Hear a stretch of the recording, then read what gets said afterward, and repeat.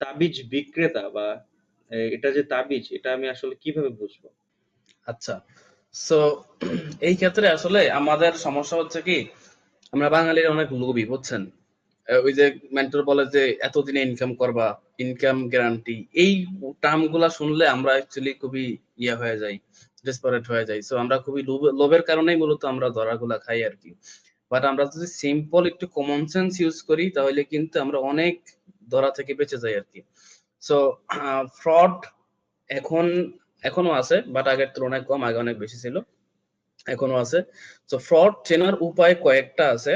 প্রথমত দেখবেন যে তার ইনকাম কত, ফার্স্ট অফ অল। তার সে মার্কেট প্লেসে অ্যাক্টিভলি কাজ করতেছে কিনা। সে বলছে যে ফাইবার থেকে ইনকাম করো, ফাইবার অ্যাকাউন্ট খোলা আপনাকে শিখেছে, বাট অ্যাকচুয়ালি তার ফাইবারের কি অবস্থা?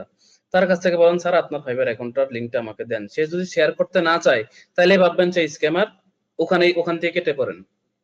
কারণ ফাইবার অ্যাকাউন্টের লিংক শেয়ার করলে কিচ্ছু হয় না, অনেকে ভাবে যে শেয়ার করলে অনেক সমস্যা, কিচ্ছু হয় না।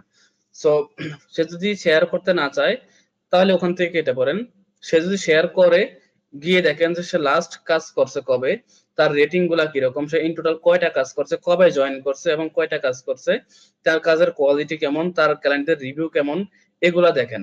এগুলা বোঝার চেষ্টা করেন। যদি আপনার বোধগম্য হয়, আপনার যদি মনে হয় যে হ্যাঁ সে অ্যাক্টিভলি কাজ করতেছে, পারফেক্টলি প্রফেশনালি কাজ করতেছে, তাহলে নেক্সট স্টেপে যান। নেক্সট স্টেপ কি? নেক্সট স্টেপ হচ্ছে তার কোর্সের মডিউলটা দেখেন, কি কি জিনিস সে শেখাবে বলে প্রমিস করতেছে। ওই সেম জিনিসগুলা ইউটিউবে আপনি শিখতে পারতেছেন কিনা, সেম জিনিসগুলো আপনি অন্য কোথা থেকে ইউটিউব থেকে শিখতে পারতেছেন কিনা, চ্যাট জিপিটি থেকে শিখতে পারতেছেন কিনা, গুগল থেকে শিখতে পারতেছেন কিনা। যদি দেখেন যে ইউনিক কোনো কিছুই নাই, সবকিছু অনলাইনে আছে, ইউটিউবে আছে, তাহলে আপনি কেন টাকা ঢালবেন এখানে? ঠিক আছে? তাহলে আপনি যদি দেখেন যে না ইউনিক কিছু বিষয় আছে, যে হ্যাঁ এই বিষয়গুলো আর কোথাও নাই, ওনার কাছেই আছে। হুম।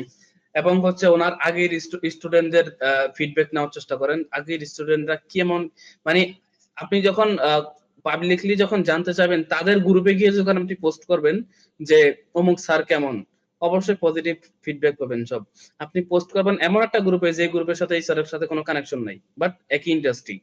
সো ওই গ্রুপে গিয়ে পোস্ট করেন, প্রয়োজনে অ্যানোনিমাস পোস্ট করেন, জিজ্ঞেস ওই করেন যে ওনার ইনবক্সেও কোর্স তো করতে নক চাচ্ছি। করা যায় স্টুডেন্টদের। রাইট।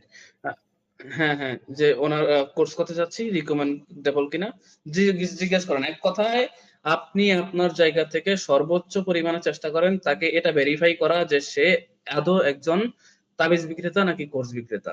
কোর্স বিক্রেতা হলে সমস্যা নাই, তাবিজ বিক্রেতা হলে সমস্যা।